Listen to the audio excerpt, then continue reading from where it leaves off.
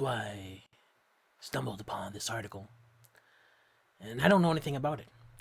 I'm going completely blind here, but I just want to look at the article, see what it's about, because it looks like K-pop has its own share of controversy and drama. And I just recently found out that this girl I reacted to, a really nice girl I reacted to in a video, was suddenly no longer in a group because of bullying. Now, I don't know who bullied who, but I just think it's kind of strange. So let's just look at this. This is a different, it's not related to that, but looks like the title says HYBE, HYBE. I'm not sure how to say that.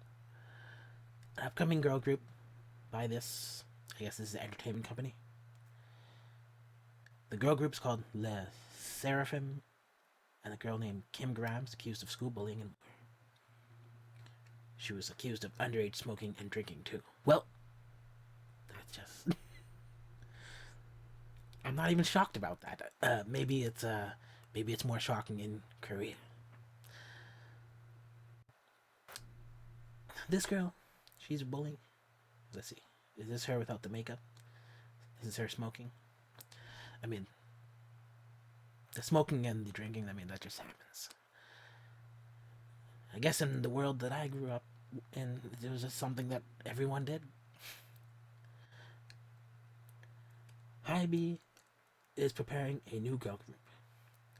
The girl group called Le Seraphim has already confirmed 4 members. Sakura, Kim Jae-won of iZone fame, He Yin-jin from Produce 101, and Kim Garam. So I'm assuming, all these guys are well-known people. Are both of these people from iZone? Because there's no comment between them. So they unveiled Kim Garam through a series of concept photos and teasers. It's very impressive looking. Now, a few days later, Kim Garam was quickly swept up in allegations of bullying. The matter was picked up on by Korean media outlets such as Trendbiz soon. It started when many of her schoolmates began releasing her past photos. Due to the high amount of pre-debut images being published, a netizen, Twitboss, began to question if there was a reason for this. But about Le Seraphim's Kim Garam, as soon as her debut was publicized, fucking many videos and photos from here, there, and everywhere began to be uploaded. Seeing as such, I wonder just what those kids that have just barely turned 18 went through in the middle school thanks to her, that they're so determinedly wrathful.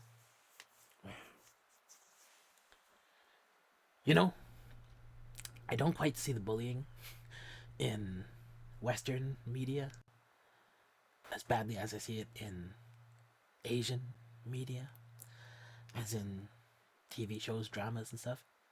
It's really over the top in that stuff. But even I've experienced bullying at a young age, and it was pretty bad. Many people don't realize this, but I had half of my face torn off.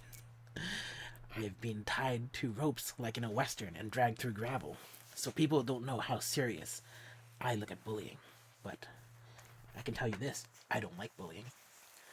I can tell you that if you've ever been bullied in a violent way, that there is fundamentally no difference between the people that do the violence and the people that start just the joking parts. Because those people give permission to the really violent people to do what they do.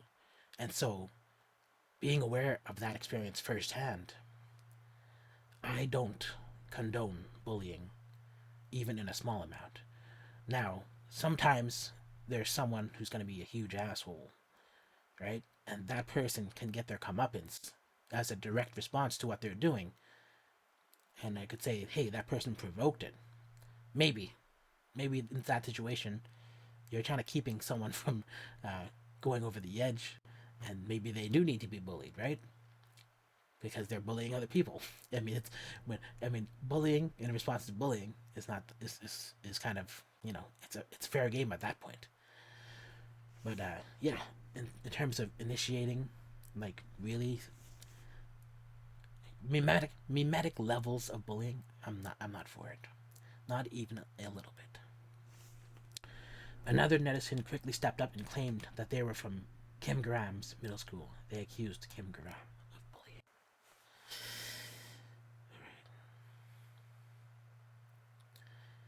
I came from the same middle school as Kim Garam, and I'm someone who was kind of close to one of the kids that went around with her. She really did all sorts of things then, light bullying, such as stopping kids from passing by whenever she filmed TikTok. School was a given, and if you happened to pass by, she would use strong curse words or glare at you. She did whatever she wanted, but if she didn't like something, she would fucking scold you, and she would talk about you behind your back or to your face with her group while crossing her legs. She was a kid who enjoyed such day-to-day bullying. She entered SOPA in high school, and she cut ties with everyone from middle school to keep things straight.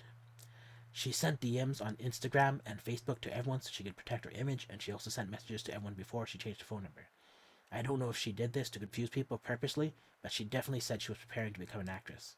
So I don't know why she suddenly changed to being in a girl group. It's so funny because she probably knew that people would expose her because she did wrong things. A screenshot of Kim Graham's old Facebook account was also uploaded along with accusations. The contents shocked with captions on her selfies that read, "What do you think of having sex with me today?" Her conversation with her friend about the image was as follows. "I'll be her sex worker. Just message me on Facebook. Pre-debut photos of Kim Graham released with accusations of her smoking as a minor. Other pre-debut photos of Kim Graham were released as proof of knowing her back then. There was even one from her elementary school days. School photos were released.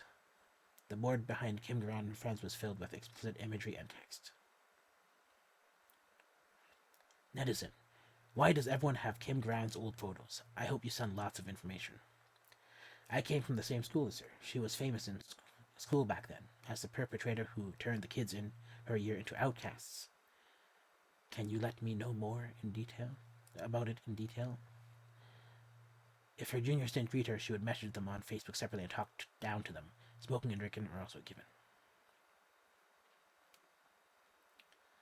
Do you have pictures for smoking or drinking? There's probably many people who have them, but I don't. But she was even so famous back then that other schools knew of her. Is there any other happenings or photos? She stole my money too.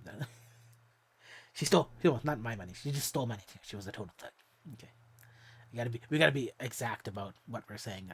Sorry if I ruined things because of I don't even know what that is. I just stumbled over it. This is all the truth, right? It's really the truth. I came from same middle school as her, so I got talked down to a lot too, but felt it was unfair that such a person gets to debut. Did she get talked down to directly on Facebook?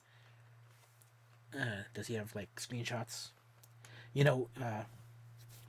If he did, the best way to verify would be to allow someone to be able to log into his account and personally check the history.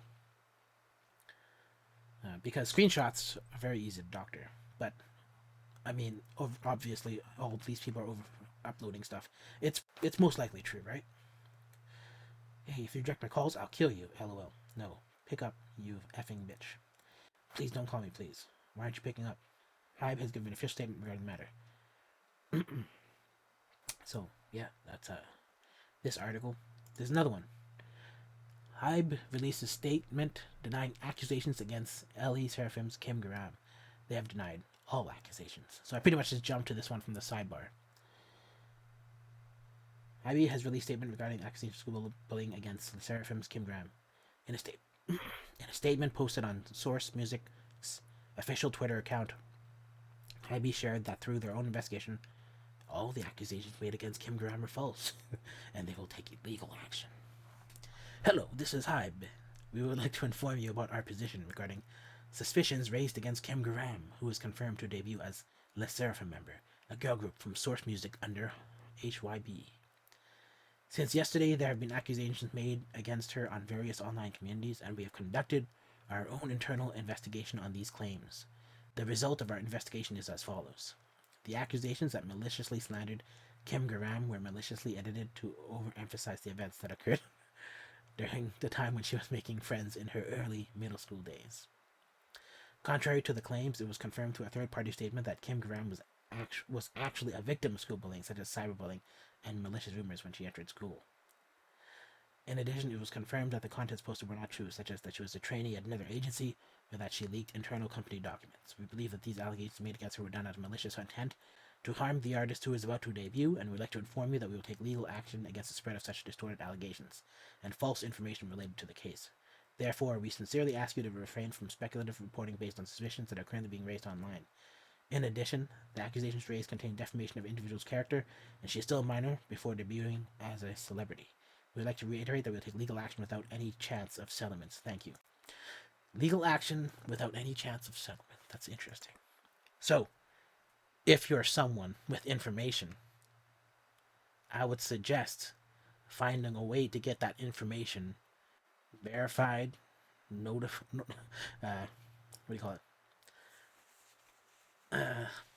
Notarized, There's a way to verify things, because at some point, when it becomes legally, when you're able to check it legally and store it, like, you can't fake Facebook history and stuff like that. So, I mean, this is really bold. It's almost like they're saying they would just starve you out in court with legal things, but at the same time, it could just be a heavy threat against people who don't want to go through it. But we don't really know. I don't really know. I mean, I saw a lot of stuff in the other page, but who knows what to believe? Who knows? But yeah, if true, then that's a really sad thing. To hear about people being bullied. Now, for me, it was really bad. But I grew up in the projects, so that was even worse. But for people who are kind of like, well, because I grew up in the projects, it was worse, but you also had to accept it more because it was just a part of life. But these people, they kind of just like people live in the suburbs, probably, people live in even an urban place, but they just like, they have to, it's going to be a huge contrast from just the safety of their normal lives to be bullied, right? But at the end of the day, I don't know what to believe. I don't have all the facts. And at the end of the day, I think it's the Christian side of me that says that revenge belongs to God. And so it's not up to me to cancel someone over anything. And so I'm in this weird place where I can't really say much about it other than, hopefully all the cards fall into place where they should, and the right outcome comes out of all of this.